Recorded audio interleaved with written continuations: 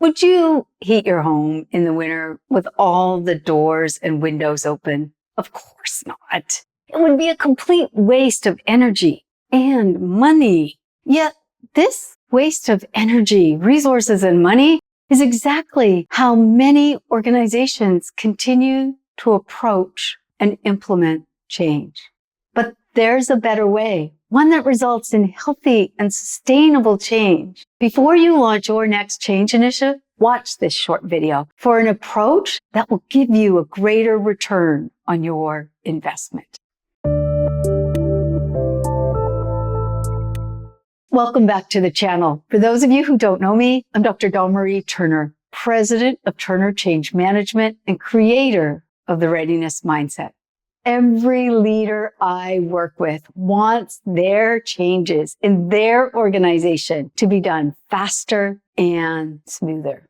So when I tell them that adopting a readiness mindset, slowing down, involving more people, and stopping managing resistance is the key to enabling faster and smoother, more sustainable change, they are skeptical. That's what just one IT director was surprised about when he discovered the difference it made.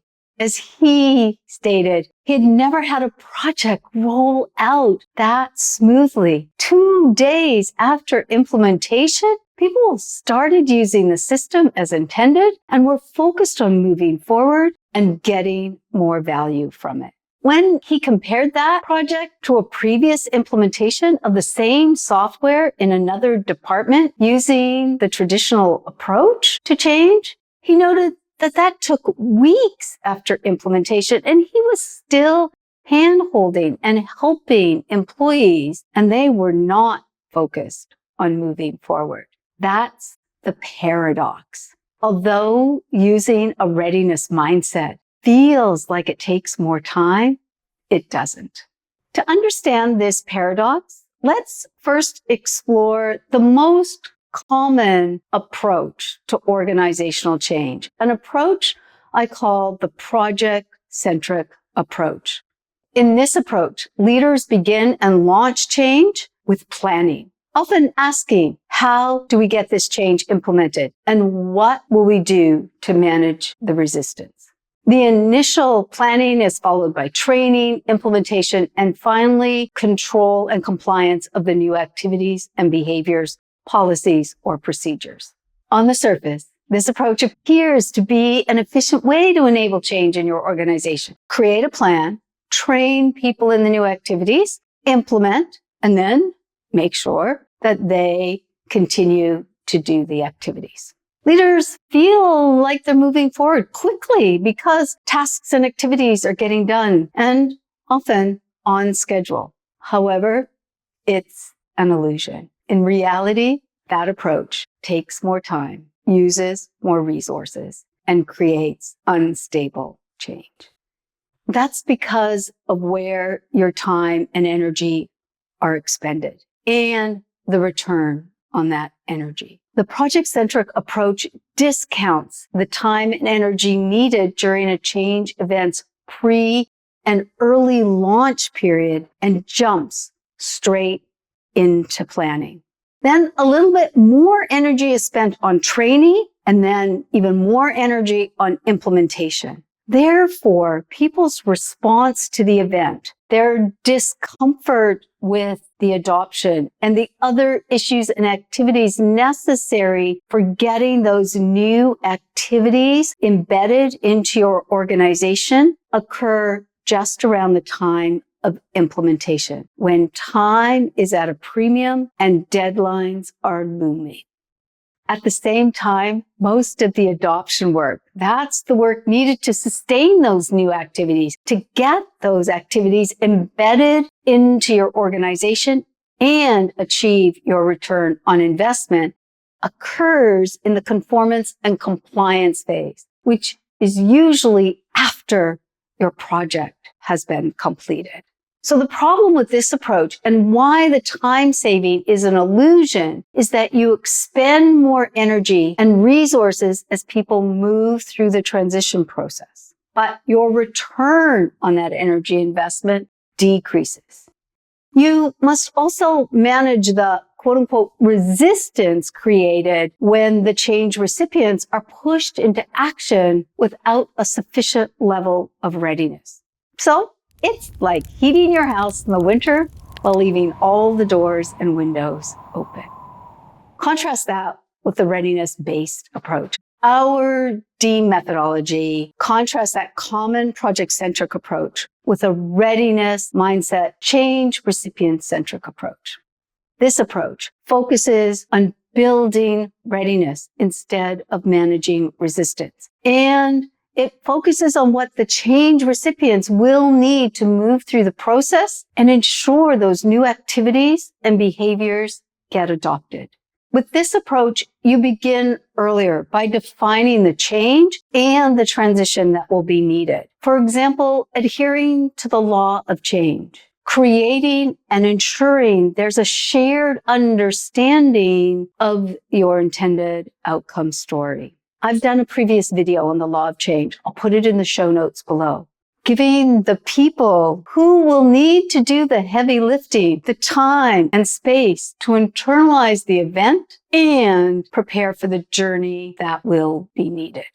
Starting here creates a more stable base for all of the activities that are needed. Therefore, people feel more prepared to move forward. Anxiety and stress are reduced and resistance can be prevented. Remember that IT director that I talked about? That's what he discovered. He noticed that the conversations got them to see there was a problem, and through those conversations, they committed to solving the problem as a team. As he said, it wasn't easy, but it definitely went smoother than the previous implementation. With this approach, once you've got that stable base, then you spend time and energy engaging with people, creating the support and the activities needed to activate and ensure that people can adopt those new activities and behaviors. Because with this approach, you get active involvement with the planning and it's grounded in readiness, people develop an acceptance of the change sooner, and they begin to create and develop the commitment necessary to take action. Unlike the traditional approach, where energy expenditure goes up and return goes down as you move through the process, in a readiness-based approach, your energy expenditure goes down as people move through the change process. At the same time, your return on that energy expended, the money, the resources, the people, increases as you move through the change process. You get more bang for your buck. Finally, because the work of introducing, preparing, and adopting change is introduced earlier and is interwoven throughout the transition process, the time leading up to and immediately following implementation, that maintain stage, can be used for value enhancement and not enforcement. Although using a readiness mindset and a readiness-based approach feels like it takes more time because your energy and resource expenditure are upfront, you are saving time and getting a greater return on your change investment. And that's what that IT manager discovered. As he noted with the deposit services team, he couldn't even say how long he was there helping them. He estimated about 2 weeks, maybe longer. He was there helping them, holding their hands. With the other team, the lending team, he implemented on Tuesday. And then on Wednesday, that team decided they were okay to problem solve.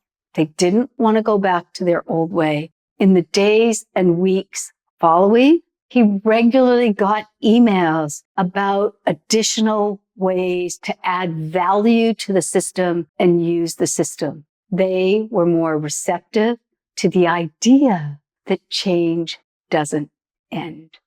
Adopting a readiness mindset, using a change recipient-centric approach enables you to decrease your risk, prevent resistance, decrease the time and the resource needed for your changes to stick, and increase employee acceptance of change, and get you a greater return on your investment. I hope you found this video helpful. If you'd like to learn more about the power of the readiness mindset and how to use it in your organization to get a greater return on your change investment and enable employees who can embrace change and you use change for growth, reach out. Let's have a conversation. Bye for now.